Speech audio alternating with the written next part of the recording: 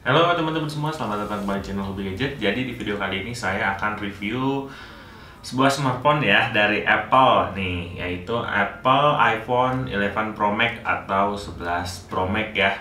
Jadi ini handphone ini udah saya pakai sekitar 4 bulan ya. Udah cukup lama ya, cuman saya baru review sekarang karena menyesuaikan lagi ya teman-teman, yang sebelumnya itu sering pakai Android. Nah sekarang balik lagi ke Apple ya. Memang sebelumnya juga pernah pakai sih ya, sampai generasi iPhone ke-7. Setelah itu saya skip dulu ke Android, baru sekarang bisa balik lagi ke Apple iPhone 11 Pro Max ini ya, atau 11 Pro Max. Mudah-mudahan nanti kedepannya bisa kebeli juga ya yang 12 ya, mudah-mudahan ya. Mungkin info resmi iBox-nya itu sekitar Januari akhir mungkin ya, kalau di iBox ya. Tapi sebelumnya sekarang udah bisa beli juga sih ya, pre-order gitu. Cuman ya sambil nabung dulu ya. Tapi ini pasti masih worth it ya teman-teman ya. Oke, nggak usah lama-lama, kita langsung review aja ya. Ikuti terus video ini. iPhone 11 Pro Max diperkenalkan pada bulan September tanggal 10 di tahun 2019. iPhone 11 Pro Max ini adalah generasi penerus dari iPhone XS dan XS Max ya. Di iPhone 11 ini terdapat 3 pilihan, yaitu iPhone 11, iPhone 11 Pro, dan iPhone 11 Pro Max ya. Dan yang saya pakai ini adalah iPhone 11 Pro Max ya. Yang menarik di generasi ini adalah hadirnya 3 buah kamera untuk iPhone 11 Pro dan iPhone 11 Pro Max, yang terdiri dari kamera utama, kamera ultrawide, dan kamera telefoto. Selain itu, feel premiumnya menurut saya masih sangat terasa mewah. Terlebih lagi balutan kaca yang dipadukan dengan aksen matte membuat handphone ini menurut saya jadi sangat keren. Nah ini untuk bentuknya sendiri ya. Untuk di bagian depan dia terdiri dari layar 6,5 inci. Terus nggak ketinggalan ada kamera selfie, ada grill speaker, dan ada Face ID. Nah terus berlanjut di bagian samping kanan atau bezelnya, itu bahannya itu terdiri dari stainless steel ya. Dan disitu terlihat ada tombol power serta ada SIM tray. Nah terus di bagian bawah dia terdiri dari speaker, terus ada lighting port, dan di sebelahnya itu ada mic. Nah terus berlanjut di bagian sebelah samping kiri dia ada tombol volume up and down ya, serta ada yang biasa iPhone punya, yaitu adalah switch untuk silent mode. Nah terus untuk di bagian atasnya sendiri sih itu nggak ada apa-apa. Dan ini dia untuk bagian belakangnya, dia adalah kaca. Tapi yang saya seneng adalah kacanya ini dilapis bahan matte ya, jadi nggak kelihatan bekas telapak tangan kita. Terus di tengahnya itu ada logo Apple, dan inilah yang menarik, ada kamera 3 buah. Oke, tidak ketinggalan ada juga itu flash dan mic ya untuk video recording. Untuk spesifikasinya sendiri, Apple iPhone 11 Pro Max ini menggunakan Apple A13 Bionic ya, dengan CPU-nya itu hexa-core, dan GPU yang dipakai dia adalah Apple GPU dengan 4 core, dan RAM yang dipakai adalah 4 GB RAM, dan internal yang tersedia saat ini adalah 64 GB, 256 GB, dan 512 GB. Untuk kamera belakangnya sendiri dia ada 3 buah dengan 12 megapiksel kamera utama, ditambah 12 megapiksel telefoto, dan 12 megapiksel untuk ultrawide-nya. Dan untuk kamera depan dia sama juga 12 megapiksel ya. Dan untuk baterainya sendiri dia 3969 dan bisa dibulatkan menjadi 4000 mAh. Oke, berikutnya adalah layarnya. Di layarnya sendiri untuk iPhone 11 Pro Max atau 11 Pro Max sekarang pakai teknologi Super Retina HDR OLED ya. Nah terus untuk kecerahannya itu sekarang meningkat jadi 800 nit. Kalau yang sebelumnya di XS Max itu dia 625 nit. Nah di sini sekarang meningkat jadi 800 nit ya. Yang imbasnya ini jauh lebih kece menurut saya dan lebih bagus. Apalagi kalau kalian yang suka nonton film, ini udah enak banget ya. Nah terus warna-warnanya yang natural atau mau warna tajam sekalipun, ini nampilinnya udah bagus banget menurut saya ya.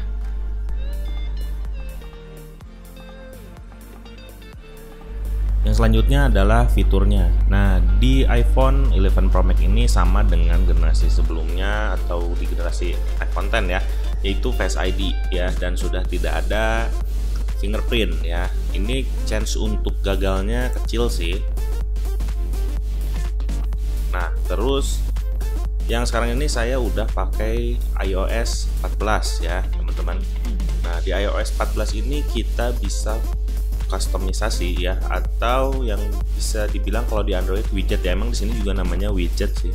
Cuman kalau di iPhone ini baru ya widget ini, sedangkan kalau di Android kan sebelum-sebelumnya tema terus launcher semua bisa diganti ya, sedangkan kalau di iPhone baru di iOS 14 ini. Dan ini menarik menurut saya karena bagi pengguna iPhone jadi bisa kustomisasi gitu ya.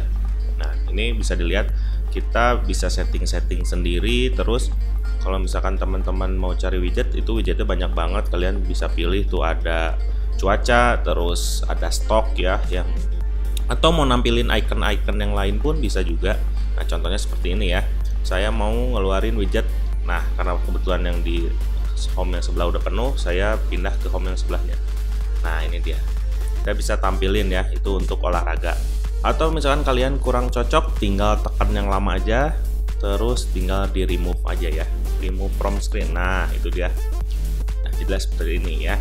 Nah, terus yang gak ketinggalan sekarang hadirnya apps library ya, atau misalkan kalau di Android itu dibikin folder gitulah.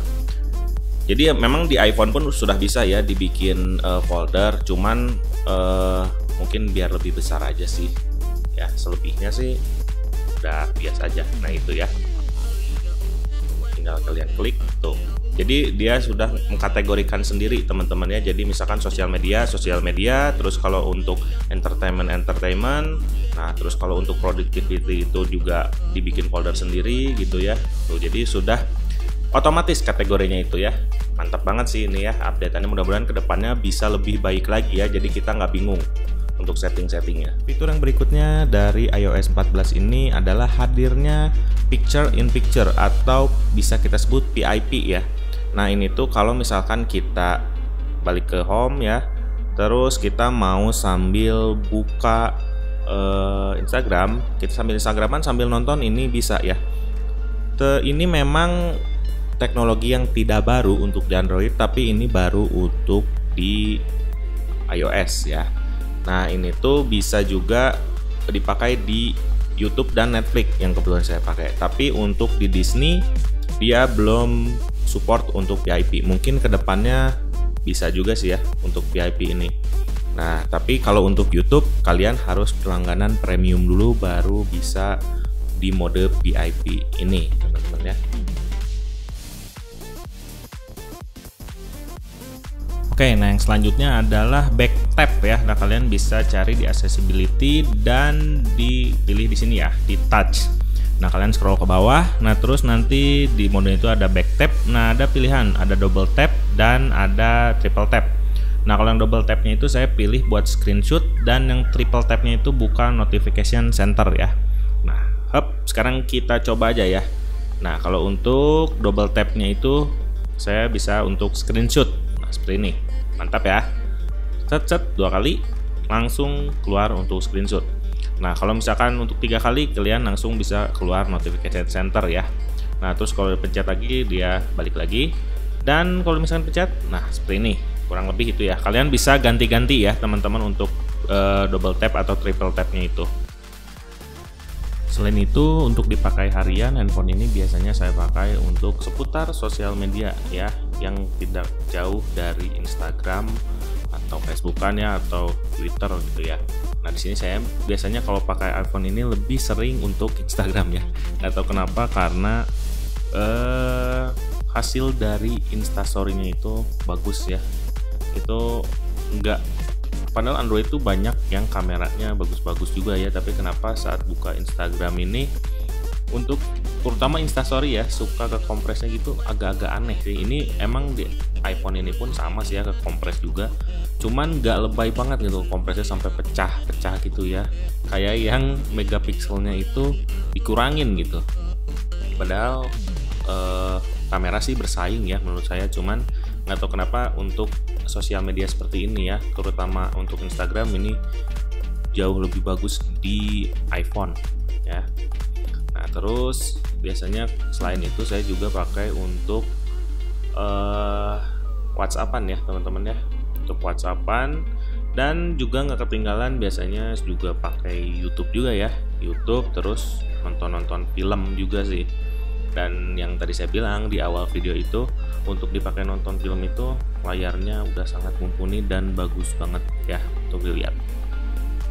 Nah yang selanjutnya adalah di sektor game ya, dan ini mewakili untuk semua game. Saya coba main Rebel Racing ya. Kalau misalkan ada yang nanya, Mas ini main game kuat nggak, misalkan kayak main Mobile Legend atau yang sekarang yang baru League of Legend itu ya, LOL, White Leaf itu bisa nggak, atau Call of Duty atau PUBG ya, nggak usah ditanya ya, handphone mahal begini udah pasti bisa untuk main di semua game ya, di sektor semua game ya. Ini pun untuk main Rebel Racingnya ini sendiri, lihat, kalian bisa perhatiin semua, ini tuh gambarnya udah oke banget ya, bisa kalian lihat dari mulai detailnya, terus partikel-partikel kecilnya tuh kalau misalkan ditabrak itu udah keluar semua ya, udah kayak layaknya PS mungkin PS2 atau PS3 mah udah kena ya ini ya, tuh lihat kayak pasirnya itu, partikelnya semua udah mantep banget ya. Jadi nggak usah ragu untuk main game, apalagi untuk di iPhone ini saya masih bisa bilang untuk game saya lebih pegang iPhone daripada handphone kelas gaming Android sekalipun ya, karena ini dukungan penuhnya ini membuat gamenya ini jadi enak banget dan smooth untuk dipakai.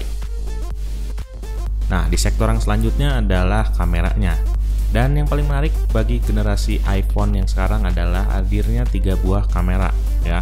Ada kamera utama, kamera telefoto, dan kamera ultrawide.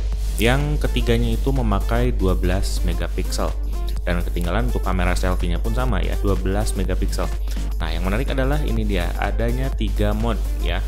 Ini bisa telefoto, ultrawide, dan bisa juga di normal mode ya, yang tengah. Nah itu dia. Dan menariknya lagi, kita bisa pakai juga untuk merekam video dengan 3 mode tersebut ya. Bisa telefoto, ultrawide, dan juga bisa normal.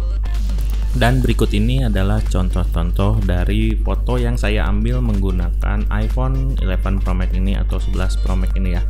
Dan ini pure nggak saya utak-atik sama sekali, dari mulai warnanya, saturasinya, terus brightness dan kontrasnya ini nggak saya mainin sama sekali. Ini pure dari hasil jepretan handphone tersebut.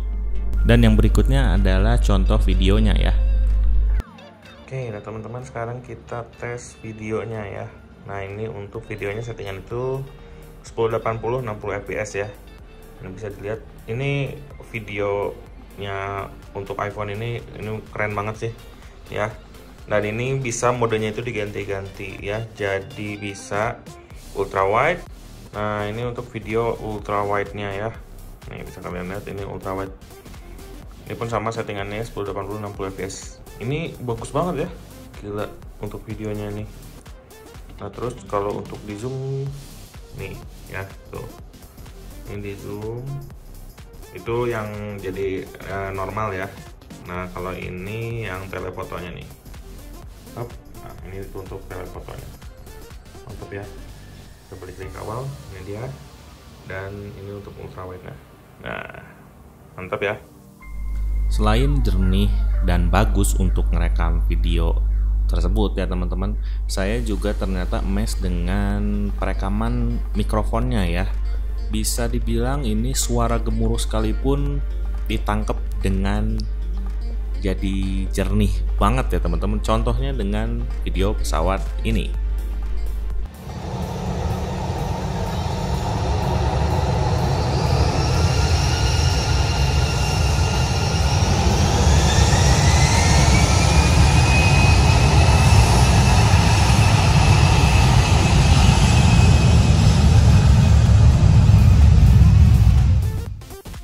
Dia ya, ternyata untuk suara gemuruhnya itu sangat dapat banget ya, malah jadi jernih untuk di iPhone 11 Pro Max ini. Untuk video ini saya akui keren banget.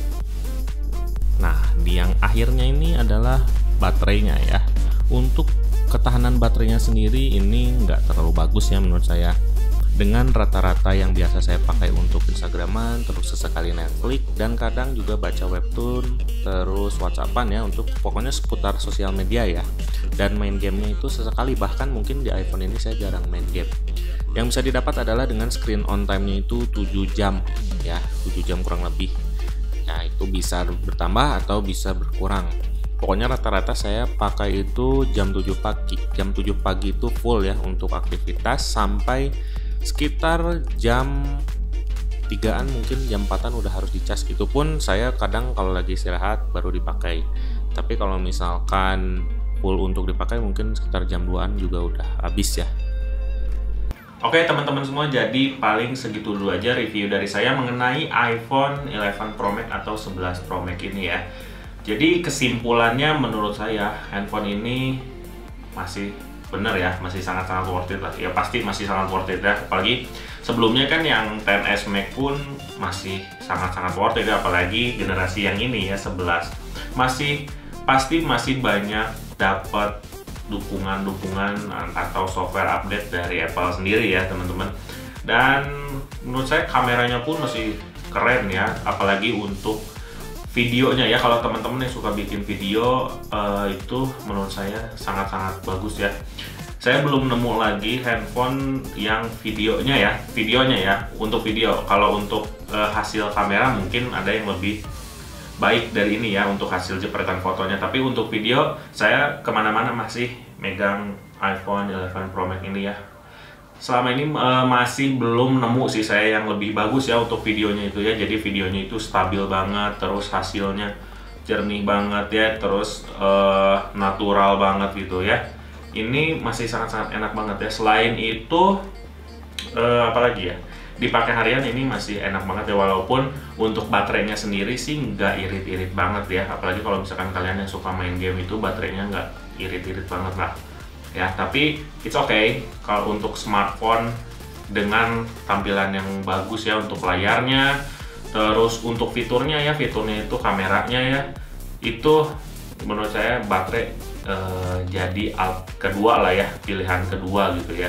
Jadi yang pertama ini kalau untuk saya pribadi sih saya lebih mengutamain mengandalkan ini kameranya, dan untuk dipakai harian ya, terutama untuk video ya. Untuk video ini saya benar-benar pakai ini ya teman-teman.